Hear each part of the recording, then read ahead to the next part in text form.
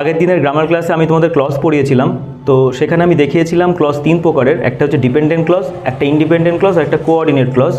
তো dependent clause basically সেই clause যেই ক্লজ অন্য ক্লজের উপর নির্ভর করে থাকে, একা বাক্য গঠন করতে সমর্থ নয়। আর ইন্ডিপেন্ডেন্ট ক্লজ হচ্ছে সেই ক্লজ যেই ক্লজ কারোর উপর নির্ভর করে না, অর্থাৎ স্বাধীন একটা ক্লজ যে অন্য ডিপেন্ডেন্ট ক্লজকে বাক্যে পরিণত করতে সাহায্য করে।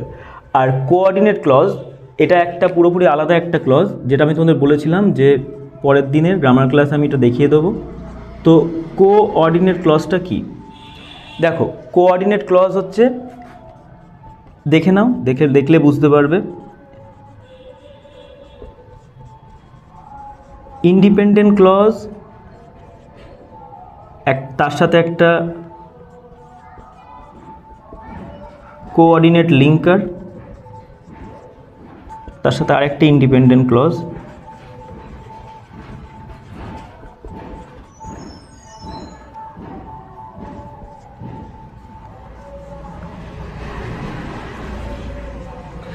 আচ্ছা, এটা বেসিক্যালি একটা কম্পাউন্ড সেন্টেন্স গঠনের নিয়ম, কিন্তু এখান থেকে এইটা দেখলে তোমরা কোঅর্ডিনেট ক্লজটা ভালো করে বুঝে যাবে। তো এখানে দেখো, একটা ইন্ডিপেন্ডেন্ট ক্লজ থাকতে প্রথমে, মানে কারোর উপর নির্ভর করে থাকছে না, তার সাথে একটা কোঅর্ডিনেট লিঙ্কার বসছে, তার সাথে আরেকটা ইন্ডিপেন্ডেন্ট ক্লজ থাকছে। তার মানে একটা ইন্ডিপেন্ডেন্ট ক্লজের আগে যখন একটা কোঅর্ডিনেট লিঙ্কার বসে, এবার কোঅর্ডিনেট লিঙ্কারগুলো কী কী? কোঅর্ডিনেট লিঙ্কার অনেক রকমের হয়, যেমন অর, বাট, অ্যান্ড, সো, এই সমস্ত লিঙ্কার যেগুলো কোঅর্ডিনেট লিঙ্কার বলে। এই কোঅর্ডিনেটিং লিঙ্কারগুলো যখন একটা ইন্ডিপেন্ডেন্ট ক্লজের আগে বসে যায়, তখনই তাকে আমরা কোঅর্ডিনেট ক্লজ বলি। আচ্ছা, একটা এক্সাম্পল দিয়ে আমরা দেখে নিই, একটা এক্সাম্পল দিয়ে আমরা ব্যাপারটা বুঝে নিই ভালো করে। যেমন দেখো, she was ill but she went to school. আচ্ছা, সে অসুস্থ ছিল কিন্তু সে স্কুলে গেল। আচ্ছা, শি ওয়াজ ইল, এইটা একটা প্রপার একটা ক্লজ, বা এখানে শিটা হচ্ছে সাবজেক্ট আর ওয়াজ ভার্ব আর এটা কমপ্লিমেন্ট।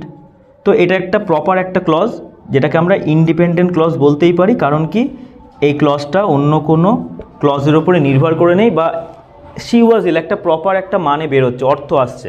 কিন্তু এখানে দেখো, বাট একটা কিন্তু কি কোঅর্ডিনেট লিঙ্কার, বাট একটা কোঅর্ডিনেট লিঙ্কার। আর শি ওয়েন্ট টু স্কুল এটাও কিন্তু একটা ইন্ডিপেন্ডেন্ট ক্লজ, এটাও ইন্ডিপেন্ডেন্ট।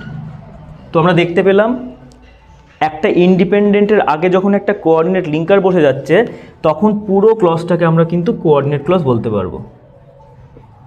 এই পুরো ক্লজটা হচ্ছে কোঅর্ডিনেট ক্লজ। তাহলে সহজ করে বললে ব্যাপারটা এটাই দাঁড়ায়, যখন একটা ইন্ডিপেন্ডেন্ট ক্লজের আগে যখন একটা কোঅর্ডিনেট লিঙ্কার বসে যায়, তোমাদের কিন্তু এই কোঅর্ডিনেট লিঙ্কারগুলো মাথায় রাখতে হবে। কোঅর্ডিনেট লিঙ্কার কী কী এগুলো আমরা জেনে নেবো একটু পরে।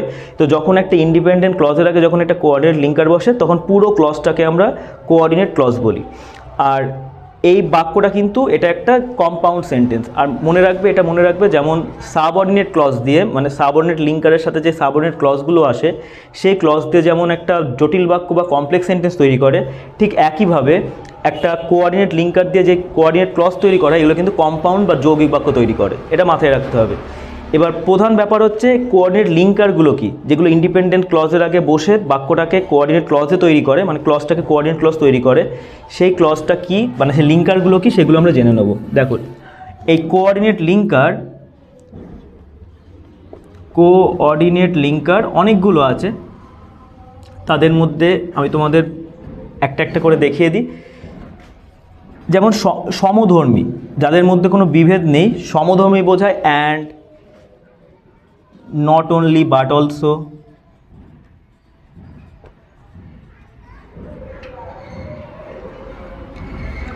as well as। এদের মধ্যে বিপরীতধর্মী বোঝায় but, however, yet, still। এদের মধ্যে একটা অল্টারনেটিভ বোঝায় or, neither nor, either or.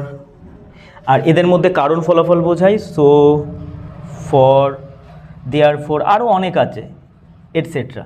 তো এইগুলো বেসিক্যালি তোমাদের কোঅর্ডিনেট লিঙ্কার বা কোঅর্ডিনেটিং লিঙ্কার, যেগুলোর সাহায্যে আমরা কম্পাউন্ড সেন্টেন্স তৈরি করতে পারি বা কোঅর্ডিনেট ক্লজ তৈরি করতে পারি।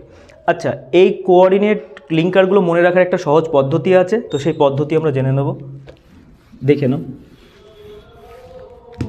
তো কোঅর্ডিনেট ক্লজ মনে রাখার জন্য একটা সংক্ষেপে একটা পদ্ধতি হচ্ছে ফ্যান বয়েজ, FANBOYS। এই ফ্যান বয়েজ তোমাদের মনে রাখতে হবে। ফ্যান বয়েজ এফ ফর কি? For, A for and, N for neither nor, B for but, O for or, Y for yet, S for still. তো এইভাবে খুব সহজেই এই একটা ট্রিকের মাধ্যমে, ফ্যান বয়েজের মাধ্যমে তোমরা খুব সহজেই কোঅর্ডিনেট ক্লজের যেই লিঙ্কারগুলো অর্থাৎ কোঅর্ডিনেটিং লিঙ্কারগুলো সেগুলো কিন্তু তোমরা খুব সহজেই মনে রাখতে পারো। F for for, A for and, N for neither nor বা neither nor, B for but, O for or, yet, Y for yet, S for still. এছাড়াও অনেক আছে, কিন্তু তোমাদের মেন যেগুলো মনে রাখার সেগুলো তোমাদের এখানে দিয়ে দিলাম। এস ফর স্টিলও হয়, এস ফর শো হয়, তো এগুলো মাথায় রাখবে। তো এই ছিল আজকের কোঅর্ডিনেটিং ক্লজ বা কোঅর্ডিনেটিং লিঙ্কার, সেই সম্বন্ধে আজ আলোচনা হলো। তো আজকে এই পর্যন্তই, থ্যাংক ইউ।